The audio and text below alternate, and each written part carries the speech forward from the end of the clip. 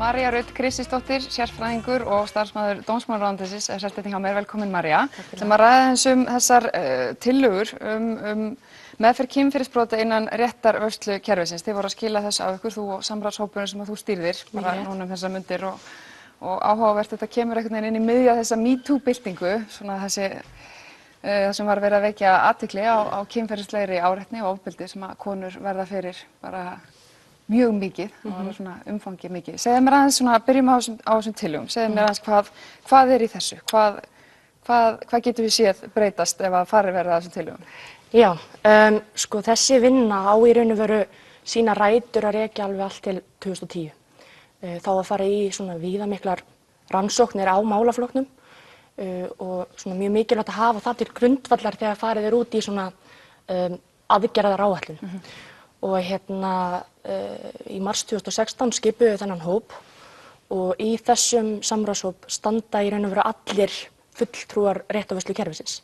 Við erum með lögreglu, ákæruvald, dómara, lögmannafélagið og neyðarmóttöku og svona auk þess að við lögðum mikla áherslu á svona víðtækt samráð og samvinnu að þá fór ég sem fulltrúi hópsins á fund með held ég hátt í 35 hagaðilum svona fyrir utan hópinn, það getur náttúrulega ekki allir verið í svona hóp en við vildum svolítið tryggja svona að við næðum vel utan svona heildstætt málaflokkinn og við skiptum honum upp, þessari áætlun upp í svona 6 meginkafla. Við byrjum á rannsóknum, svo förum við yfir í ákæru og dómstóla og svo eru svona mjög ítarlegir kaflar svona tillögur úrbætur sem snúa bæði brotaþolum og sakborningum og svona að lokum svona það sem okkur finnst kannski skipta höfuðmáli og það sem kannski svona rætur vandans liggja sem eru svona forvarnir og fræðsla. Hvað gerum við til að fyrirbyggja vandan af því að við erum svolítið alltaf að plástra eitthvað kerfi þar sem að vandinn er viðvarandi og kannski eins og hvað er hægt að gera til þess að fyrirbyggja þennan vanda? Ég held að þessu Já, nú ætla ég kannski ekki að fara kannski beint onni í það, þannig að það kemur fram að við vitum það alveg að ræturnar liggja í til dæmis bara svona samskiptum, samskiptaleysi og fleira sem kannski væri hægt að fyrirbyggja með einhverjum hætti. Er það samtal sem þarf að eiga sér stað bara strax í skólakerfinu? Til að mynda, en líka bara svona í samfélaginu og við sjáum náttúrulega hvað hefur gerst bara með því að við erum að tala ofbeldi að þá einhvern veginn grasserar þetta svolítið upp á yfirborðið og við sitjum uppi með svona þessar spurningar hvað ætlum við að gera til að mæta þessum vanda. En þessi hópur sem sagt svona fór yfir þetta og leggur til sem sagt þessar tillögur og þetta er bara svona kortlagning á stöðunni. Við reyndum að hafa þetta svona bara einfalda uppsetningu þannig að allir gætu lesið þetta, komið með ábendingar ef það er eitthvað sem vantar upp á og svo er ég með mjög svona ítarlegt Excel-skjal í tölvunni minni sem er ekkert jafn skemmtilegt kannski að lesa en þetta er svona snýra þessu að horfa á þetta heildstætt af því að við erum með kerfi sem er mjög hólfað, þú veist, lögreglan er hér, ákæruvaldið er hér og svo eru dómstólar en þeir sem að fara í gegnum kerfi og það er kannski það sem hefur verið gagnrýnt hvað mest, þau sitja bara og bíða eftir einhverju niðurstöðu og það getur tekið langan tíma, tekur á og svo framvegis. Þannig við vorum svolítið að horfa á þetta flæði gegnum allt kerfið. Og betri aðgang þá þeirra sem að koma að svona málum í rauninni að upplýsingum Já, bara stöðu mála og líka bara er hægt að stytta þennan tíma. Er hægt og við fórum svona mjög grundigt í svona pælingar svona samræmingu og verklagi og svona reyna að finna hluti sem kannski er hægt að laga án þess að það taki rosalega tíma eða tilkostnað.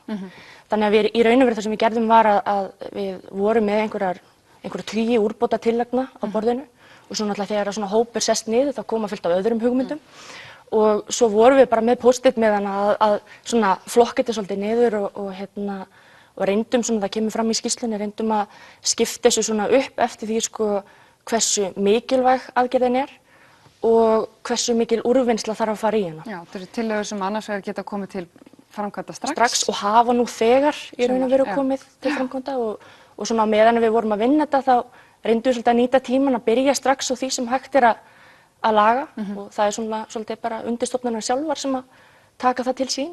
Hvernig í þessum málaflokki þá hefur náttúrulega eins og þú nefnir sjálf þetta eru margir mismunandi aðilar sem koma að þessu og þeir sem hafa þurft að leita á náðir þessara stofnana eða hvað svo sem við á, hafa oft einmitt talað að kerfið einhvern veginn taki þeim ekki nógu vel. Hvernig upplifið þið sem eru að leita úrbóta svona þetta, hvað ég segja, kerfi? Þetta kerfi? Já.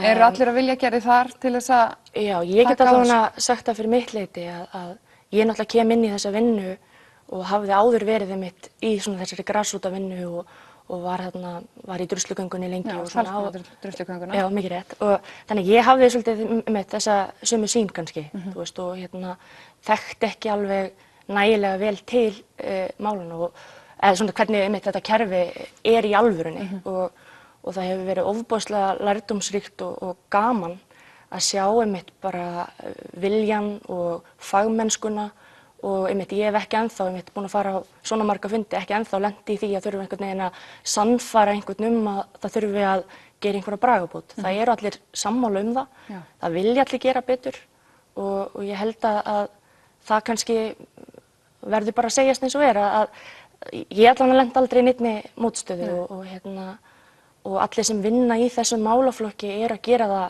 af heilindum og einhug og þetta náttúrulega mjög mikið álag sem fylgir í að vera í þessum málum.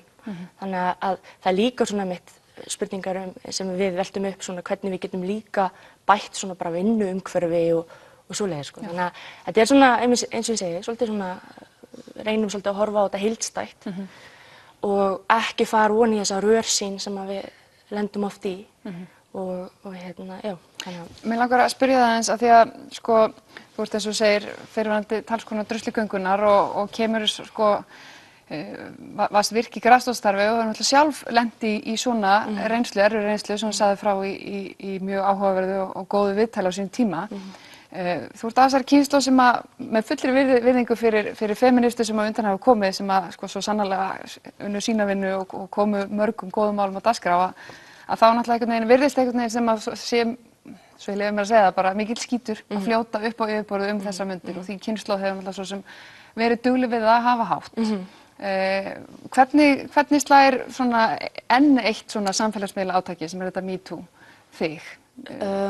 Mér finnst þetta bara í raun og veru alltaf fara í þessa átt sko. Þetta er ótrúlega jákvæð þróun og ég minna þegar þú vísar í viðtali sem ég fór í 2013, það ekki mörg ár síðan, en þá þótti það svolítið svona djarft að vera að tala þetta á einhverjum opinberum vettvangi ennþá. Já. Ég fekk alveg svona ábendingar að þetta væri kannski eitthvað sem maður ætti ekkert að vera að tala Ég hef alltaf sagt og mun alltaf segja að við verðum að tala þessi mál, hvort sem það heimilisofbeldi, kynferðisofbeldi, kynferðislega áreitni eða bara allt sem viðkemur þessum málaflokki, þetta verður að koma upp á yfirborðið þannig að við getum talað þetta og þessi MeToo-bylting sýnir það að ég held að ég hafi ekki ennþá hitt konu, jafnvel heldur ekki mann sem hefur ekki lent í einhvers konar svona áreiti. Og þá spyr maður svo, þú veist einmitt aftur, hvers vegna þetta svona og mér fannst líka svona áhugavert að sjá marga einmitt lýsað yfir, bara ég hef alltaf talið mig svo heppna að hafa aldrei lent í kannski nauðgun eða kynferðisofbeldi en bara lent í þessu, en svo þetta bara ótrúlega oft bara gróft og bara hreint ofbeldi.